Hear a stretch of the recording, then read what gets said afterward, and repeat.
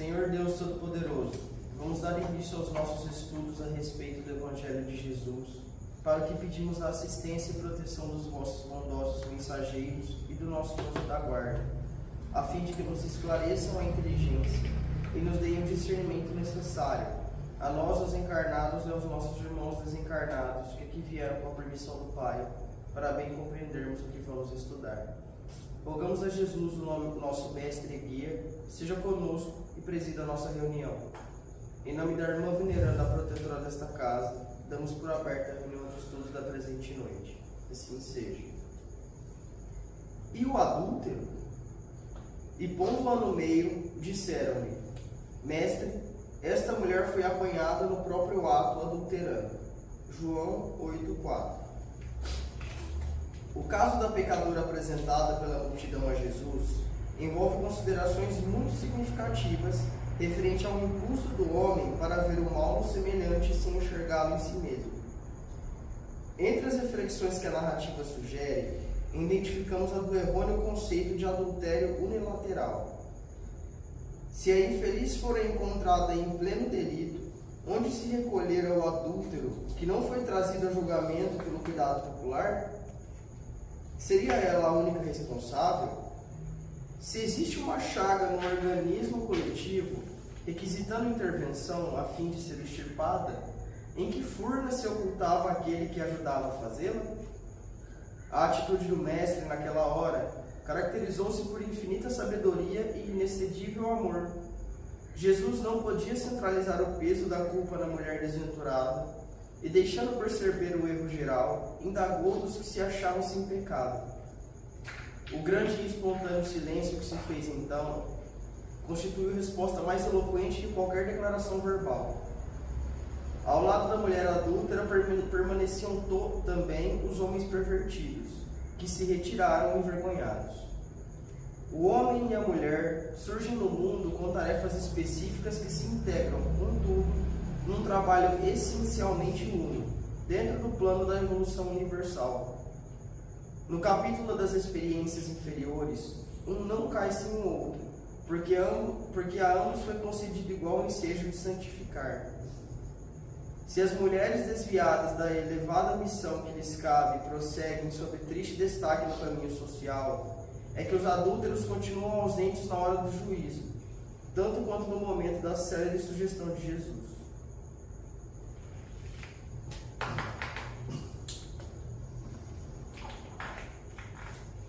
Pai nosso que estás nos céus, santificado seja o vosso nome, Senhor. Que venha a nós o vosso reino, que seja feita a vossa vontade, assim na terra como no céu. O pão nosso de cada dia nos dai hoje, Senhor. Perdoai as nossas ofensas, assim como nós perdoamos aos que nos têm ofendido. E não nos deixeis que entremos em tentações, e livrai-nos, Pai, de todo o mal, porque seu é o reino, o poder e a glória para sempre. Amém. Espíritos esclarecidos e benevolentes, bondosos mensageiros de Deus, que tendes por missão assistir aos homens e conduzi-los pelo bom caminho, sustentai-me nas provas desta vida. Dai-me força para suportá-las sem murmurar. Afastai de mim os maus pensamentos e fazei que eu não dê entrada a nenhum espírito que tentasse iludir-me e conduzir-me no caminho do mal. Esclarecei minha consciência com relação aos meus defeitos e tirai-me de sobre os olhos o véu do orgulho, capaz de impedir-me-os perceber e confessá-los a mim mesmo. A ti, sobretudo, bondoso anjo da guarda, que mais particularmente velais por mim, e a todos vós, espíritos protetores, que por mim vos interessais, fazei que me torne digno da vossa proteção. Conheceis as minhas necessidades, que elas sejam atendidas segundo a vontade de Deus. Que a paz que irradia do coração de Jesus e que abrange toda a terra possa ser assimilada por todos os corações aqui presentes, tanto encarnados quanto os desencarnados, para que de posse dessa paz possamos compreender as leis que regem o mundo espiritual e ter a sabedoria de praticá-las em nossa vida diária. Em nome do nosso Mestre amado Jesus, da irmã veneranda e sua equipe espiritual que nos assiste, bem como dos nossos anjos da guarda, solicitamos que a água aqui exposta seja frutificada em nosso benefício. Que assim seja, damos graças a Deus. Amém.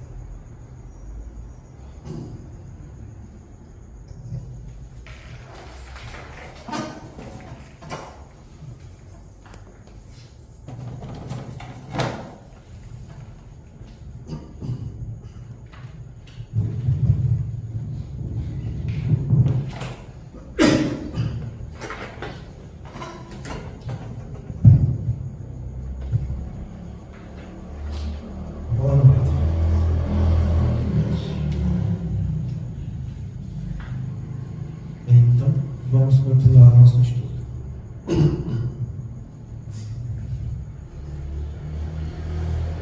vi na semana passada o seguinte texto: sinal sem dúvida de grande interferência das trevas, esse divisionismo pernicioso, que passou a dar lugar a sistemáticas provocações, de um para o outro lado, a comentários aleivosos sobre uns com a respeito dos outros, reações de antipatia em relação àqueles que não partilhavam de um. Ele faz o seguinte comentário: imagina um centro espírita onde há disputa de quem vai vencer. Centro dividido está sob a ação das trevas, isto é, qualquer organização dividida está sob a ação das trevas. Se tem uma coisa que nunca deve existir no centro espírita, é isso aqui. Isso é uma coisa que a gente sempre encontra dentro do espírito, é isso aqui. É interessante, não devia, mas é o que a gente encontra. Até nas reuniões mediúnicas, às vezes a gente encontra pessoas querendo ser médium melhor do que outros. Né? E a gente tem que ter um pouco de bom senso e certo jogo de cintura para poder saber apaziguar as coisas. Porque qual de nós que não tem egoísmo no coração? Qual de nós que dentro desse egoísmo não quer ter o destaque de seu orgulho sobre aquilo que faz? Até a pessoa se convencer disso é complicado. Tem uma mensagem no livro dos Médiuns, na parte final do livro, que o Kardec coloca algumas mensagens para a gente ver. Mensagens em relação à mediunidade, mensagens em relação aos centros espíritas, mensagens apócrifas, assim por seguinte. Tem uma delas lá que é do Espírito de Verdade. E a gente já comentou isso com vocês aqui, que Espírito de Verdade, Kardec assumiu na Revista Espírita que era Jesus e ponto e acabou.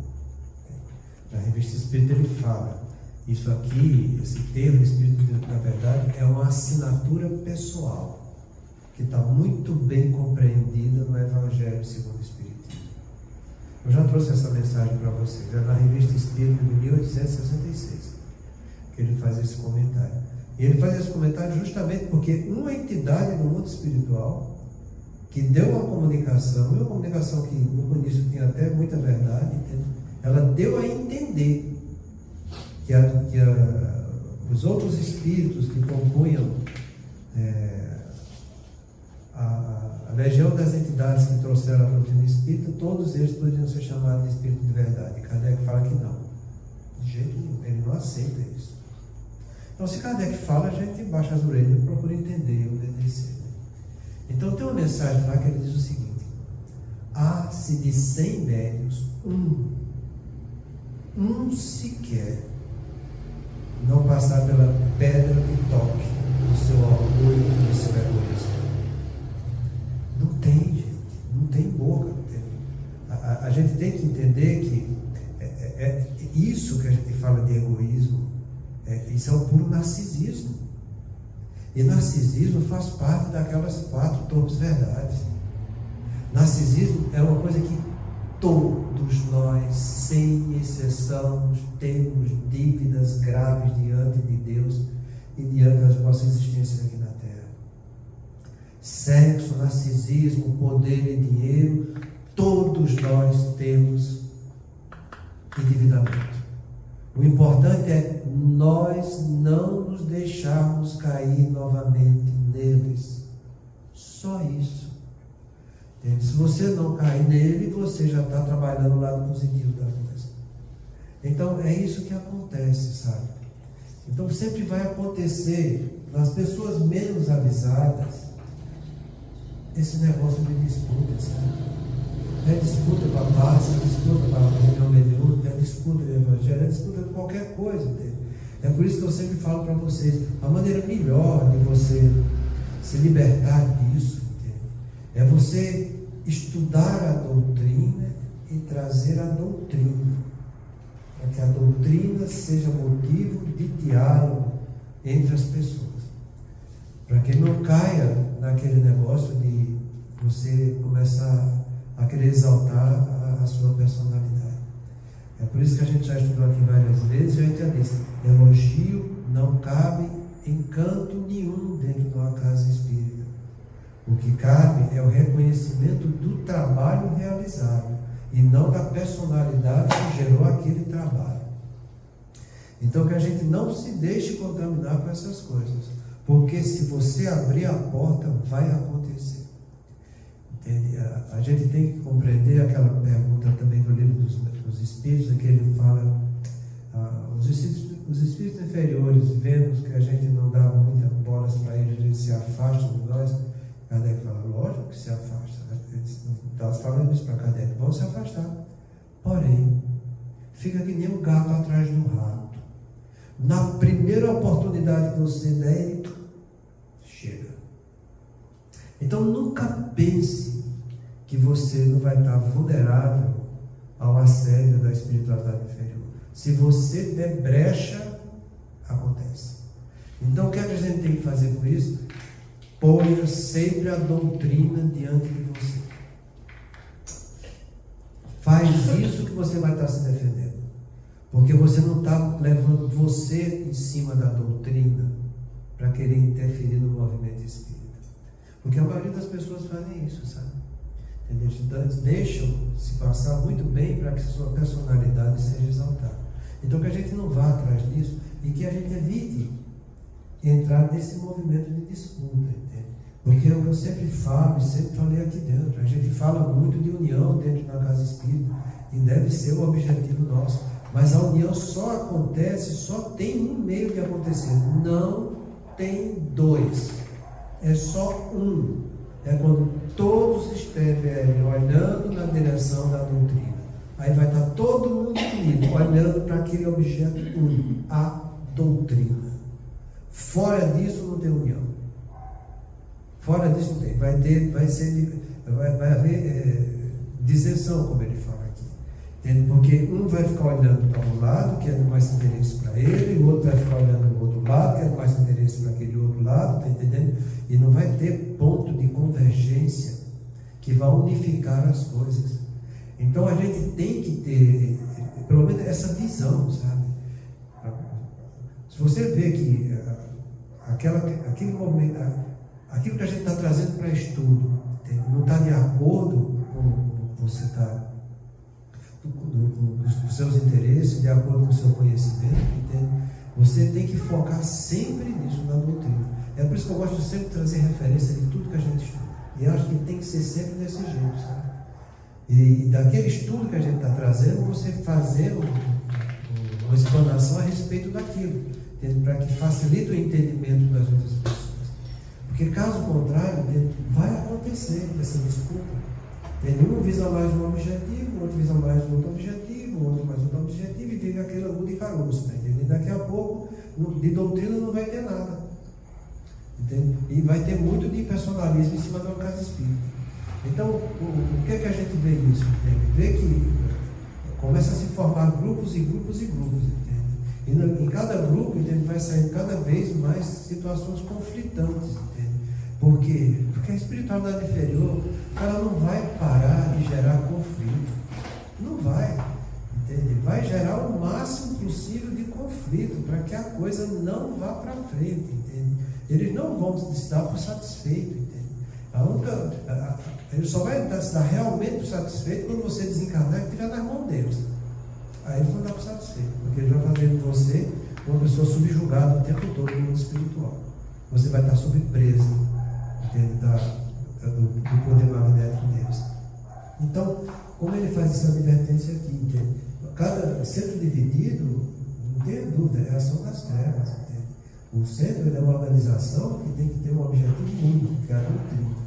E ele dá mais essa alerta para a gente, né? Qualquer organização dividida está sob a ação das trevas. Você não tem a ver, não tenha dúvida sobre isso. Porque toda organização dividida está se acabando, entende? E vai se acabar sempre, entende? A gente tem que estar cada vez mais, entende, trabalhando para que a organização cresça em um só objetivo, visando só aquilo que é o princípio daquela organização. No caso nosso, é a doutrina espírita, entende? E a doutrina espírita é o quê? Acima de tudo, Kardec.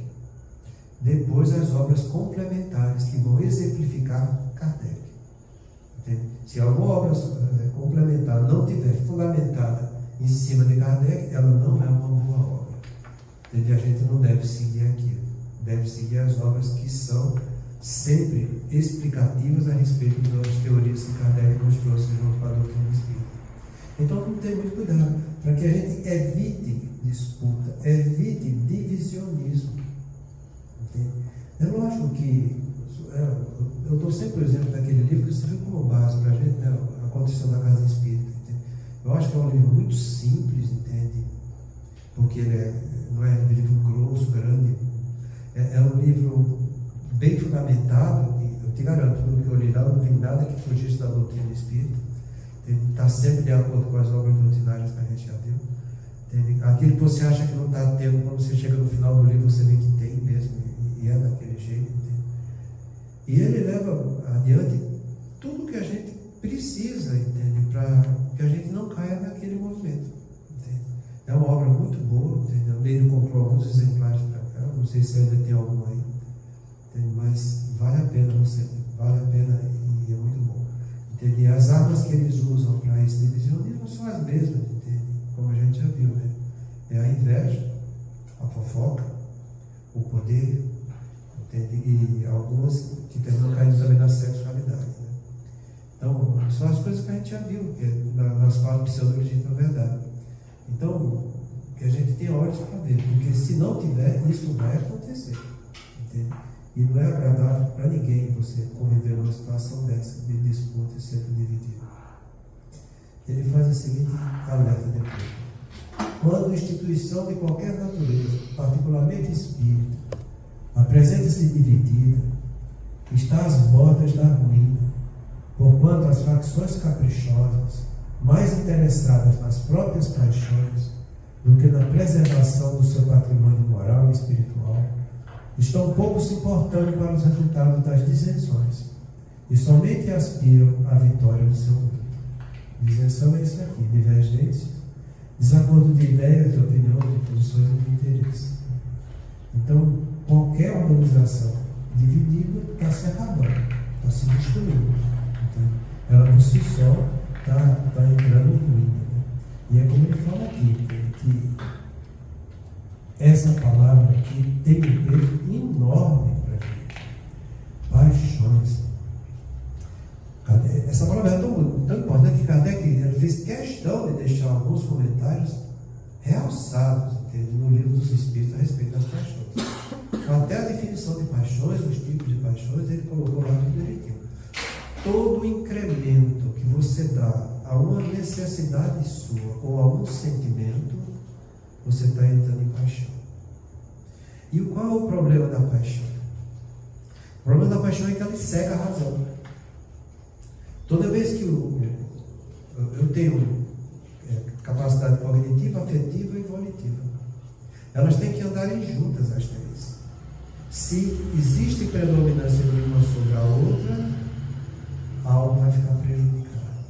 Então, quando o afeto é onde estão as paixões, os sentimentos e necessidades nossas, ele prepondera, você faz com que aquele sistema de recompensa Pare de ficar sob a vigília da razão.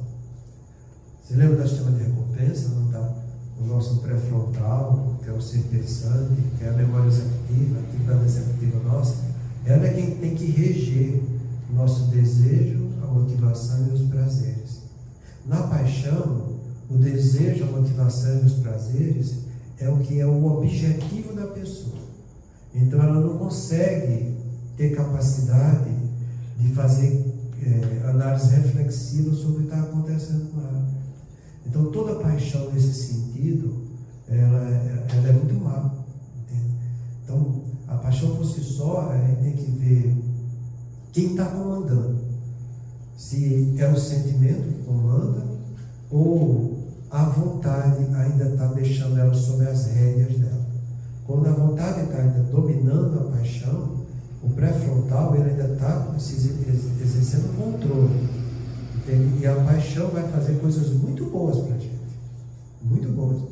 Porque o teu pré-frontal, que é a única capacidade de refletir, tomar decisão, planejamento, entende? É ele que vai ter o controle da sua atitude social e das suas emoções e dos impulsos. Então ele não deixa ela cegar a razão.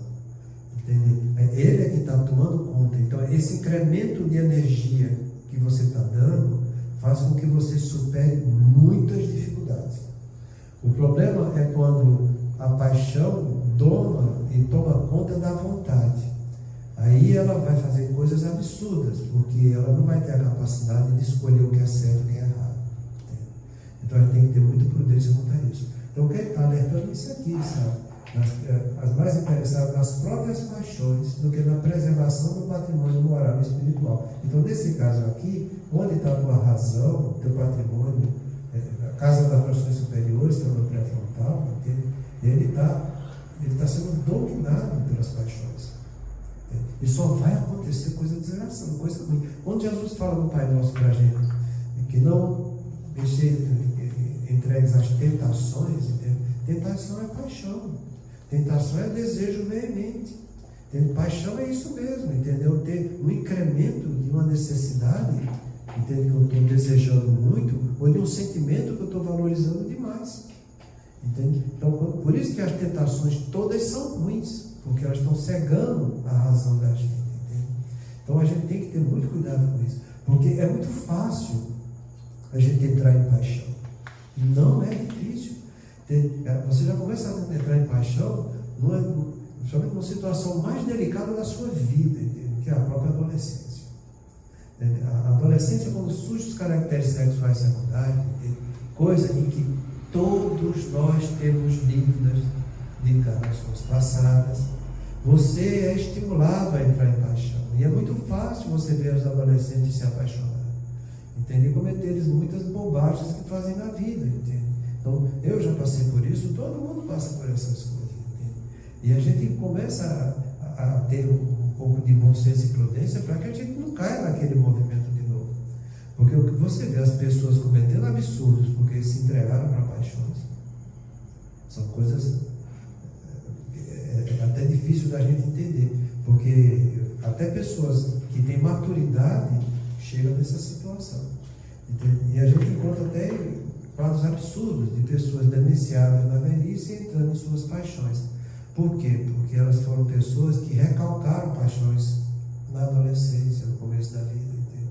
Acumularam frustrações, muitas vezes com relacionamentos em que não trouxeram para elas as devidas alegrias que um relacionamento conjugal deve ter. Então a gente encontra muito, isso é muito frequente, sabe? Pessoas com sexualidade aflorada, entende? Em quadro demencial com 70, com 80 anos. Eu atendi uma paciente hoje, 92 anos, entende? E parece até brincadeira, entende? Ela assim, o único desejo que eu tenho na vida, doutor, é me casar novamente. Entende? E a filha, ela está vendo, doutor, que essa mulher pensa de noite? Pois é, minha filha. Isso tem tanta frustração aí no que ela está falando, que, então, a filha foi querer partir para cima da velha, né? Eu digo, a senhora não olhe só o que ela está dizendo, olhe também o que o seu pai causou nela. Aí foi que ela parou um pouco, sabe? Porque ela já estava especiando a velha. Então você tem que chamar ela para a responsabilidade. Porque quando eu falo isso, ela parou. Quando ela parou, então o calo estava certo, aí estava doendo, porque o velho deve ter pintado e molhado em cima dessa neve. Então, são coisas que acontecem, entende? Que muitas vezes o ser humano é desse jeito, sabe? Ele faz uma coisa extremamente ruim, e que ele gosta de fazer, é julgar o fato. Ele não quer saber o que gerou o fato, ele não quer saber o que está acontecendo, é o fato. Fulano fez, tem que pagar. Ele não quer saber por que é que fulano fez, o que é que aconteceu atrás da vida de fulano para que fulano fizesse isso. E está lá no livro dos Espíritos. Deus não julga o fato, mas a intenção que gerou o fato. Será que a gente não vai começar a seguir as orientações de Deus? Porque é isso que a gente tem que entender. A gente tem também que procurar analisar as intenções que geraram aqueles fatos desagradáveis. A gente tem que ter um pouco de bom senso para poder enxergar isso. E se você não sabe a intenção que gerou o fato, é melhor você se cale. Porque é como a gente estava falando, eu já não sei mais se foi na reunião, isso foi em casa no Evangelho. Porque a gente estuda tanto essas coisas. Tem aquela frase de Jesus que todo mundo gosta, sabe? Principalmente quando está julgando. Não julgueis para não ser julgado. E eles falam isso e param aí. Mas Jesus não parou aí. Jesus falou, não julgueis para não serem julgados. Porque com a mesma medida que você julgar, você vai ser julgado. Então o problema não é você julgar. O problema é a medida que você está usando. Se você usar a medida correta, não tem problema nenhum, como Jesus mesmo falou. Eu julgo porque eu sei o que é que eu estou julgando. Eu vim do Pai, por isso eu sei o que eu estou fazendo. Vocês não sabem, é melhor que eu faça. Entende? Então o problema é a medida.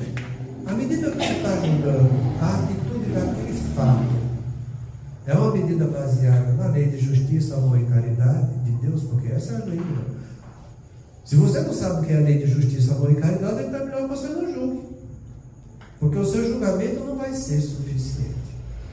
Vai ser um julgamento personalizado.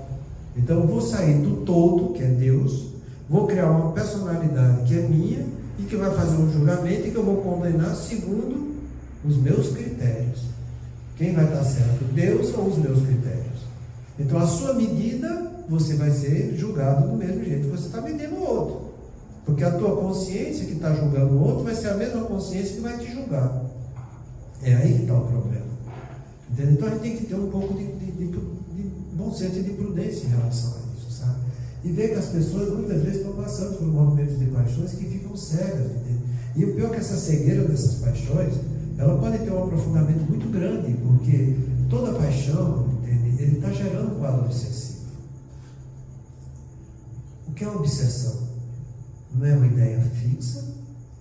A pessoa que tem paixão não está com ideia fixa naquela necessidade, não está com a ideia fixa naquele sentimento, naquela emoção que ela está tendo, então ele é uma pessoa obsidiada. E essa obsessão pode ser primária dele ou induzida por outros. Quando é a primária dele, é ele mesmo que está gerando essa ideia fixa nele. Quando é induzida para os outros, é porque o espírito iludiu ele numa ideia e ele deixou ser levado por aquilo. Então entenda, você está lidando com uma pessoa fascinada. Entende? E o que é que acontece com pessoas fascinadas? O que é que Kardec diz que a gente deve fazer? Está lá no livro dos médiuns, sabe?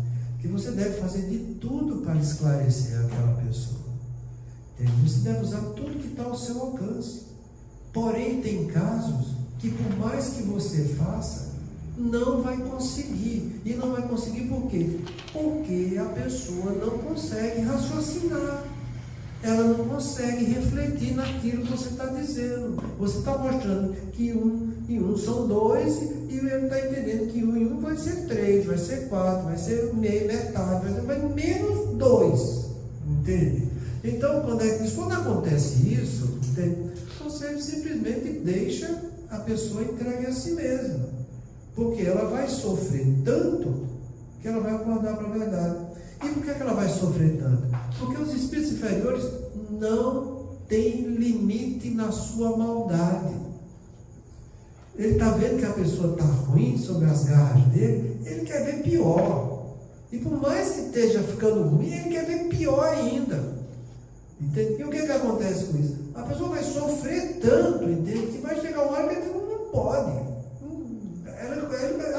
posição de tanta dor, de tanto sofrimento, entende? Então, uma hora ele vai começar a enxergar. E quando ele começar a enxergar, esse é o momento de você ajudá-lo. Não é que você vai deixar ele se entregue a si mesmo e mesmo para que nunca mais vá se ajudar. Não. Entrega a si mesmo para que ele acorde das suas ilusões. Quando ele acordar das suas ilusões, você vai lá e continua ajudando. Porque chegou o momento de você levar ajuda para aquele irmão. Então, a paixão é desse jeito, entende? Ela cega a razão, ela cega as pessoas. Você está lidando com pessoas fascinadas dentro de uma casa espírita. Entende? E não é para você se estranhar a respeito disso. Por quê? Porque a obsessão é o primeiro escolho de quem trabalha dentro de uma casa espírita. E todo mundo tem que estar vigilante para isso. Então, assim que Kardec fala no livro dos médiuns.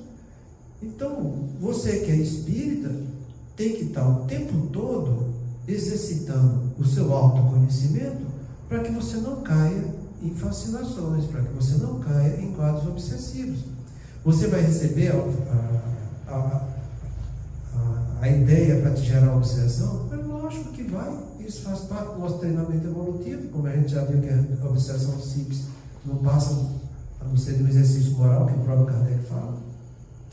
É a vigilância nossa que vai fazer superação das coisas que a gente está passando. Não foi à toa que Jesus pediu para a gente vigiar e orar, para não entrar em tentação. Tentação é paixão. Vai ser vigiando e orando que eu não vou me deixar entrar em fascinação. Entende? É aí que está a beleza da coisa, essa capacidade de vigiar, de você praticar autoconhecimento, de você ver onde você está sendo vulnerável, onde você está sendo induzido a cometer erros, entende? Onde você está sendo induzido a entrar em ideia fixa. Então, você tem que estar o tempo todo vigiando. É um ato continuado, entende? Você vai morrer vigiando, entende? Porque até no último suspiro, como diz São Luís, entende? Você pode ganhar essa encarnação. Então, você pode tomar grandes decisões na sua vida, entende? Para você ver a importância do que é o último suspiro da vida. Eu acho que o exemplo mais bonito que André Luiz trouxe para a gente é o caso do livro Sexo e Destino, no caso da Marita, sabe? Em que ela que foi estuprada pelo próprio pai, entende? Que teve um acidente, ficou no quadro de iminentemente de morte, que o irmão Félix, que é o protetor daquelas famílias, pede para Deus dar pelo menos 2 semanas de vida para que ele consiga trabalhar aquelas pessoas, para que eles não morram com a ideia fixa de um querer prejudicar o outro. E depois de 2 semanas, imagina, ele consegue fazer com que o pai, que era uma pessoa totalmente perdida, venha para dentro da doutrina espírita, entenda a bobagem que fez, e ele, depois de 2 semanas, vendo que a Marita está morrendo, pede perdão a ela. E ela, sendo orientada o tempo todo pelo Félix, entende? No momento supremo, consegue fazer com que saia uma lágrima do olho dela e ela conseguir tocar na mão dele, dizendo que estava perdoada. Aí ela começa a desencarnar. Então, o tempo todo você tem que estar vigilante com as coisas que vão te acontecer. Até naquele momento da doença que vai te gerar a morte, se você tiver envolvimento com outras criaturas que participaram daquilo, que você saiba perdoar. Porque foi assim que Jesus fez nos últimos suspiros dele. Pai, perdoai-nos porque não sabem o que fazem. Então, até no último suspiro a gente tem que saber perdoar. Principalmente as pessoas da nossa própria casa, que é como ele fala no caso da Marita, que é o pai adotivo que estuprou sua própria filha e gerou a morte dela. Então, essa palavra paixão, ela tem um peso enorme para todos nós. Porque todos nós somos vulneráveis a isso. Não tem pessoa que não tem. E quando a gente fala paixão, entenda, não estou falando só da esfera da sexualidade, não. É toda exacerbação que eu estou dando a uma necessidade que eu sinto, ou a algum sentimento que eu estou dando privilégio e preponderância para aquela emoção, para aquele sentimento. Então, qualquer coisa é paixão. Pessoa que come demais é paixão. Entende? Pessoa que bebe é paixão. Pessoa que fuma é paixão. Entende? Pessoa que tem seus desregramentos, a sexualidade é paixão, e assim por diante. Entende? Então, que a gente não caia sobre isso aí. E para você não cair, tem que estar vigiando e orando. Nem todos vão ter esse bom senso. E é dever nosso saber, pode mostrar para as pessoas, entende, que a gente está envolvido, para que eles não caiam, e se estiverem caindo, que a gente alerte, entende? Porque não existe nada de pior do que você que tem conhecimento disso, vendo um colega seu caindo nisso, você se omitir diante disso. Acho que é muito pior para a pessoa que tem lucidez, que está se omitindo, do que para aquela pessoa que já caiu em si mesmo. Entende? Porque a regra é aquela que eu sempre costumo repetir, entende? E não é criação minha, está lá na 4ª parte do Livro dos Espíritos. O Espírito sofre por todo o mal que faça, ou por de causa que aconteça. Por todo o bem que deveria ter feito e não fez. E por todo o mal que decorreu de não ter feito esse bem. Por maior que seja nosso relacionamento com os outros, você tem que colocar em primeiro lugar o bem de todos. Vendo alguém que está caindo no caminho errado, é dever nosso levar o bem para eles. Mesmo se você não for compreendido, não importa. A gente não está aqui para trabalhar resultado do que a gente faz.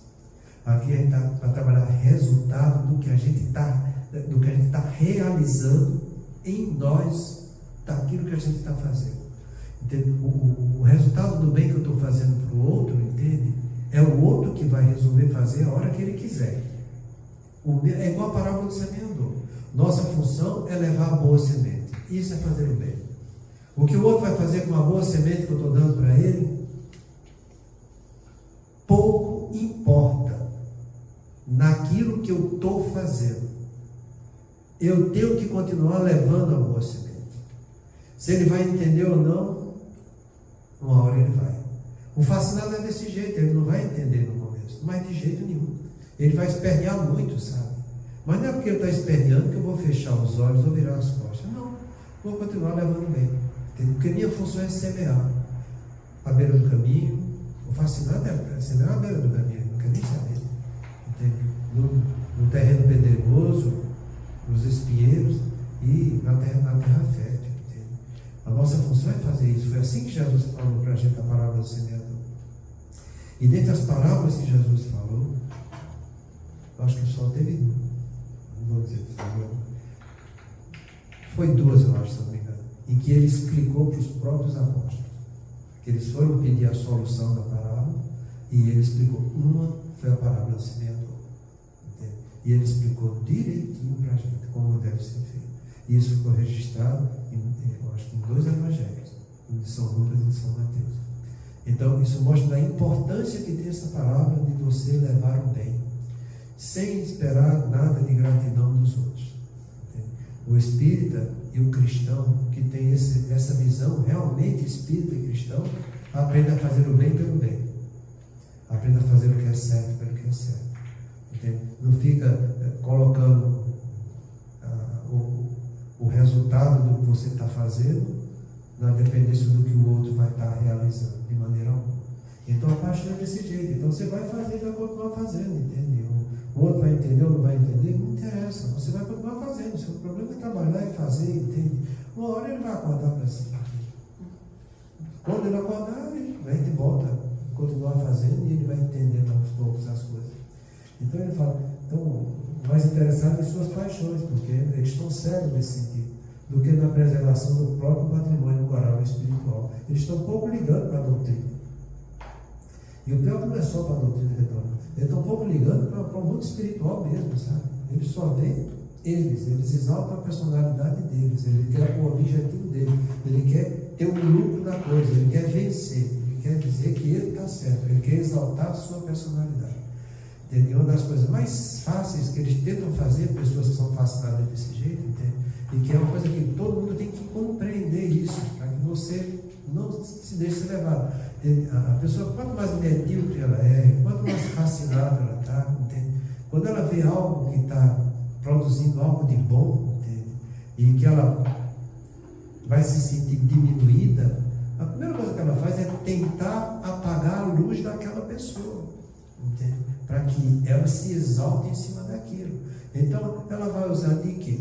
Dessas palavras que a gente falou aqui, da inveja, às vezes sair do poder, da fofoca, vai fazer de tudo para tentar inibir o outro, porque ela está vendo que aquele outro está sendo mais importante do que ela. E na verdade ela não tem que ver isso no outro, ela tem que ver o trabalho do outro e valorizar o trabalho e não ver a personalidade do outro. Mas ela fica vendo a personalidade do outro porque o que está em choque é a personalidade dela, não é a doutrina, não é o trabalho.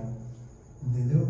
Então, por mais que você queira levar doutrina, trabalho para uma pessoa fascinada, menos ela vai enxergar isso. Porque o que ela está vendo é a sua personalidade e a personalidade dela, e ela está fazendo um negócio que é extremamente ruim.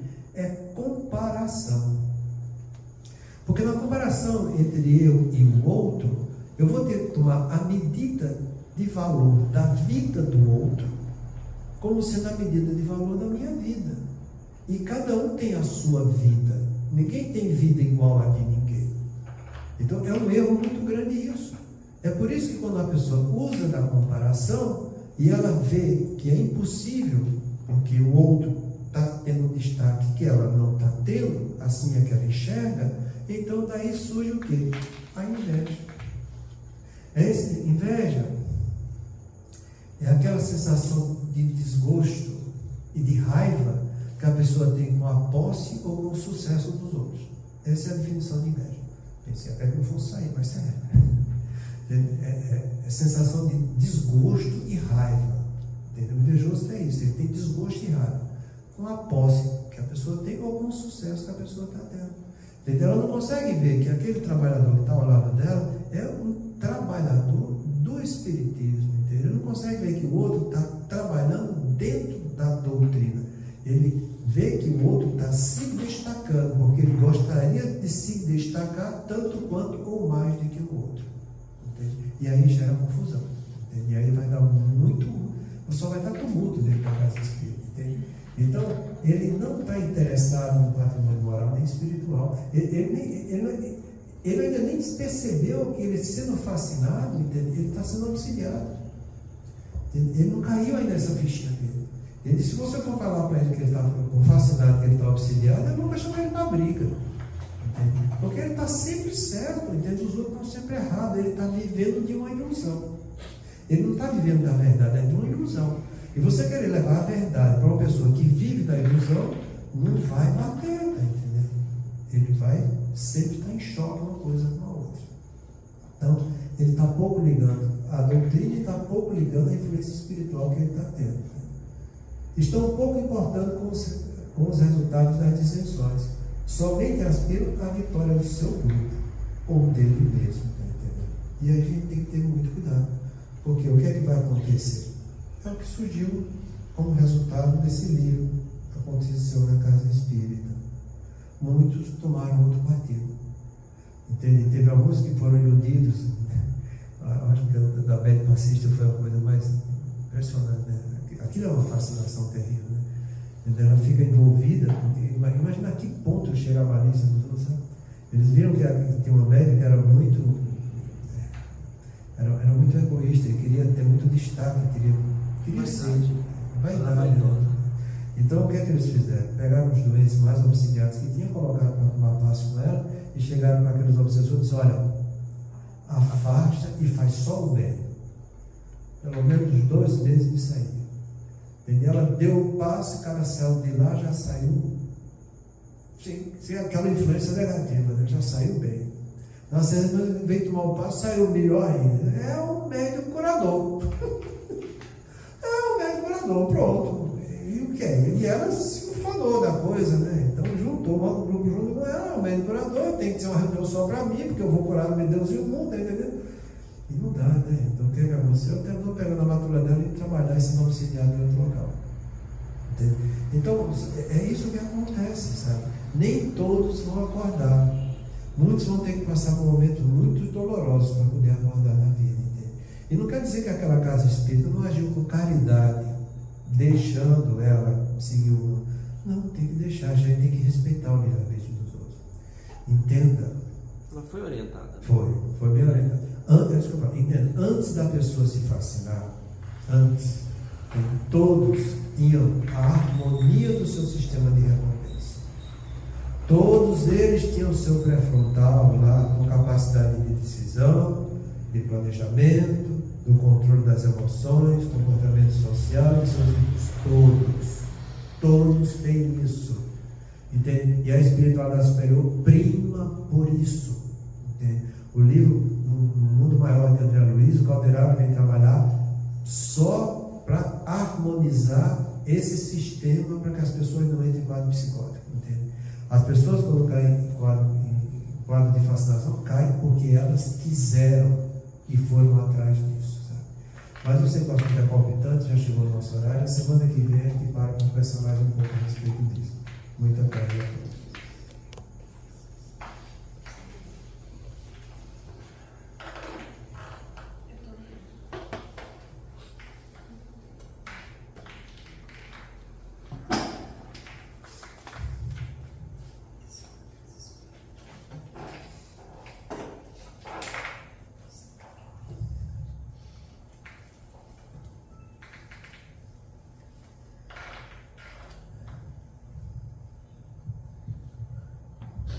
Façamos nossa prece dirigindo para os nossos irmãos que estão padecendo nas áreas de conflito, de guerra, dos infortúnios da própria natureza. Deus, nosso Pai, que tendes poder e bondade, dai força àquele que passa pela provação, dai luz àquele que procura a verdade. Ponde no coração do homem a compaixão e a caridade. Deus, dai ao viajor a estrela guia, ao aflito a consolação, ao doente o repouso.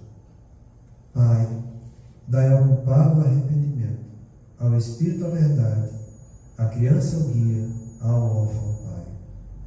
Senhor, que a vossa bondade se estenda sobre tudo o que criaste. Piedade, Senhor, para aquele que vos não conhece. Esperança para aquele que sofre.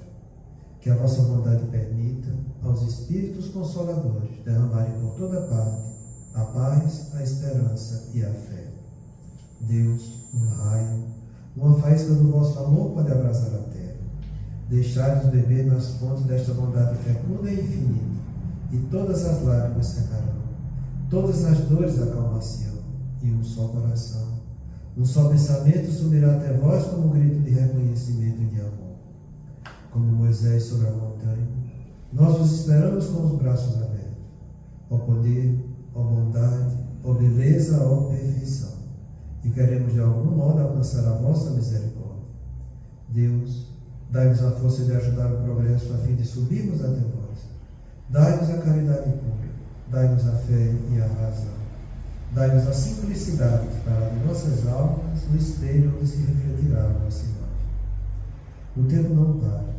Se agora encontras o teu ontem, não ouvides que a tua ação de hoje será a luz ou a treva do teu amanhã. Pai de amor e bondade, Mestre Jesus, amigos espirituais, mais uma vez nós queremos agradecer pela oportunidade desses ensinamentos e que nós possamos, Pai, colocar esses ensinamentos em prática na nossa vida, para que dessa forma desenvolvamos em nós essas virtudes espirituais a que o Senhor nos convida. Pai nosso que estás nos céus, santificado seja o vosso nome, venha a nós o vosso